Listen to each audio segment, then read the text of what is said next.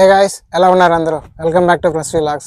ఈరోజు వచ్చేసి మనం ఇంకో ప్లేస్ కూడా వచ్చేస్తున్నాము. అది వచ్చేసి కైలాసగిరి హిల్ అంటారు, లేకపోతే కైలాసగిరి బెట్ట అంటారు. బెట్ట అంటే కన్నడలో వచ్చేసి కొండ అని మీనింగ్. ఇప్పుడు మనం వచ్చేసి ఆ ప్లేస్కి వెళ్తున్నాము. అందరూ వీడియోలు చూస్తున్నారు కానీ ఎవరు సబ్స్క్రైబ్ చేసుకోవట్లేదు. ఒకవేళ మీరు ఫస్ట్ టైం వస్తే please subscribe my channel and like the video. ఇక వీడియోలోకి వెళ్ళిపోతే, ఇక్కడికి వెళ్ళడానికి మీకైతే రోడ్ ఫెసిలిటీ చాలా బాగుంటుంది. మేమైతే మార్తల్లి నుంచి స్టార్ట్ అయ్యాము బెంగళూరు. మాకు వచ్చేసి అరౌండ్ 72 కిలోమీటర్స్ ఏమి వచ్చేది మా ప్లేస్ నుంచి. మీరు ఒకవేళ తిరుపతి నుంచి కానీ ఆంధ్ర సైడ్ నుంచి రావాలన్నా కూడా అది మదనపల్లి రూట్లో ఉంటుంది. మీరు ట్రాన్స్పోర్ట్ గురించి వరి అవ్వకుండా ప్రశాంతంగా వచ్చి ప్లేస్ని అయితే ఎక్స్ప్లోర్ చేయండి.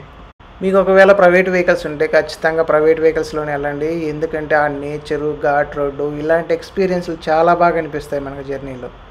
ఇంతకుముందు ఇక్కడ చాలా మంచి లేక్ ఉండిందంట. సో జనాలంతా తిరిగో లేకపోతే అక్కడ ఎండలు ఎక్కువైపోయో అదంతా ఒక మురుగుంట్లాగా తయారైపోయింది. సో దాన్ని దాటంగానే మనం అయితే పార్కింగ్ ఏరియాకి వచ్చేస్తాం. ఇక్కడ పార్కింగ్ స్పేస్ కూడా మీకు ఫుల్గానే ఉంటుంది. నీకు పార్కింగ్ గురించి అయితే వరి అవ్వలేదు. ఇక్కడికి వచ్చిన వాళ్ళందరూ మోస్ట్లీ బైక్లోనో లేకపోతే కార్లోనే వచ్చేవాళ్ళే. సో దట్ ఒకవేళ మీరు కూడా ఒకవేళ ప్లాన్ చేసుకుంటుంటే ఇలాగే ప్లాన్ చేసుకోండి, మీకు ఈజీగా ఉంటుంది. ఎందుకంటే మీకు మెయిన్ రోడ్లో నుంచి దిగి మళ్ళీ పార్కింగ్ దాకా రావాలంటే ప్రైవేట్ వెహికల్స్ మీకు ఎక్కడ ఆటోలో ఏదన్నా మాట్లాడుకొని రావాల్సి వస్తుంది. ఇక్కడ పార్కింగ్కి, పైకి వెళ్ళడానికి దేనికి టికెట్ ఉండదు, మొత్తం ఫ్రీ.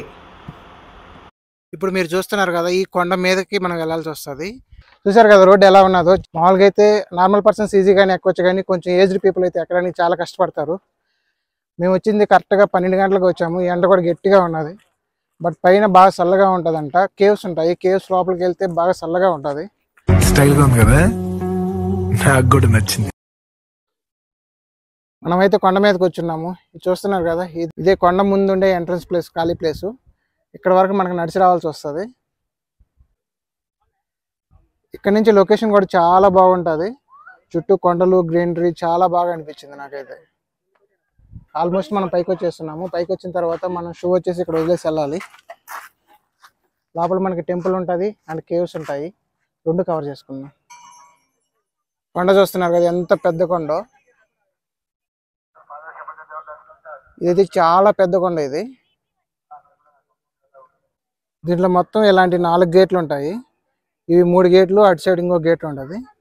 ఇప్పుడు ఎంట్రన్స్ వచ్చేసి అది 4వ గేట్ అనమాట. అక్కడి నుంచి వెళ్ళాలి లోపలికి.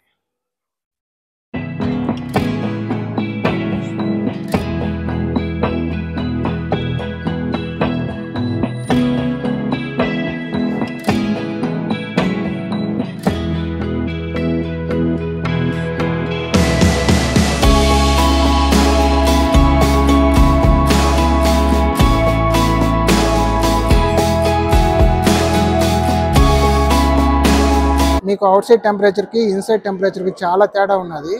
అవుట్ సైడ్ మీకు చాలా ఎండగా అనిపిస్తుంది, లోపల రాగానే మీకు ఏదో ఏసీలోకి వచ్చిన ఫీలింగ్ అనిపిస్తుంది. చాలా చల్లగా ఉంటుంది. మేము కరెక్ట్గా 12కి వచ్చినాం కాబట్టి అవుట్ సైడ్ మాకు చాలా ఎండగా అనిపించింది. బట్ ఇన్సైడ్ రాగానే చాలా రిలాక్స్గా ఉన్నది. ఈ గుహలో క్లాప్స్ కొడితే రీసౌండ్ ఒక రేంజ్లో వస్తున్నది. ఇప్పుడు మన వాళ్ళు క్లాప్స్ కొడతారు, ఆ రీసౌండ్ ఏనండి ఎలా వస్తున్నది ఒకసారి.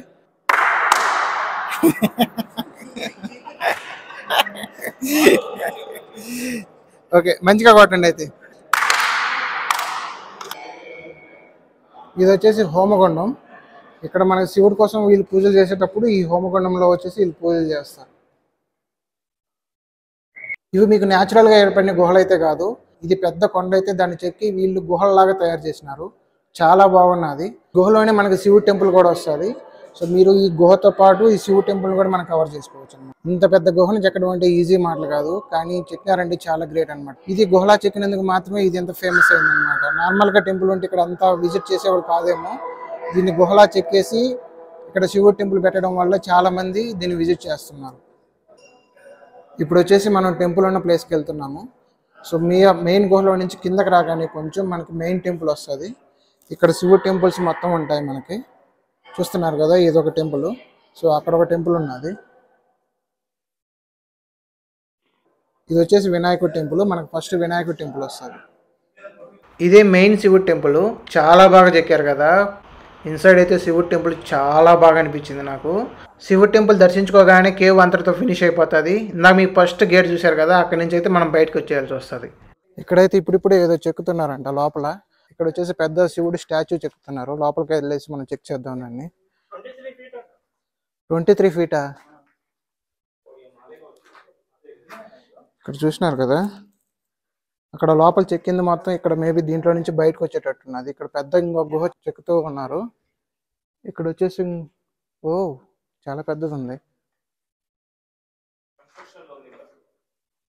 ఇక్కడ ఇంకో కొత్త గుహ చెక్కుతున్నారు, చాలా పెద్దది ఇది కూడా. మేబీ దానికంటే ఇది కూడా ఇంకా చాలా పెద్దది. ప్రజెంట్ దీన్ని ఇంకా చెక్కుతూనే ఉన్నారు. ఇక్కడ వచ్చేసి 23 అడుగుల పెద్ద శివలింగం వస్తుందంట దీని లోపల. ప్రజెంట్ ఇంకా కన్స్ట్రక్షన్లోనే ఉన్నది అది. ఇది కూడా చాలా పెద్ద గుహ చెక్కుతున్నారు. ఇందా చూసాం కదా, ఇంచుమించు దానంతే ఉన్నది ఇది కూడా. సో దీనికి లెఫ్ట్ సైడ్ వచ్చేసి మనకి ఇంకో లోపలికి ఇంకో గుహ కూడా చెక్కుతున్నారు. మేబీ ఇక్కడ కూడా మళ్ళీ ఏమైనా స్టాచ్యూస్ పెడతారేమో.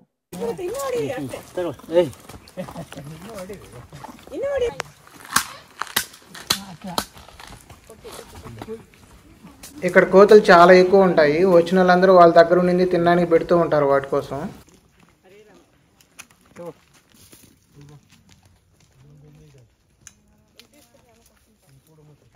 ఇది అన్నదాన సత్రము. కరెక్ట్గా మేము మధ్యాహ్నం టైంకి వెళ్ళాం కాబట్టి ఆ టైంకి అన్నదానం జరుగుతూ ఉండింది.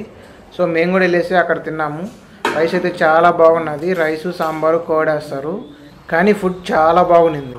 తిన్న తర్వాత మా తరపున మేము కూడా కొంత కాంట్రిబ్యూట్ చేసాము అన్నదానం కోసం, కానీ చాలా హ్యాపీ అనిపించింది. ఇది కైలాసగిరి కొండ గురించి కంప్లీట్ ఇన్ఫర్మేషన్. మీకు నచ్చింది అనుకుంటున్నాను. ఒకవేళ మీకు నచ్చితే ఖచ్చితంగా లైక్ చేయండి, సబ్స్క్రైబ్ చేయండి అండ్ షేర్ చేయండి. Thanks for watching.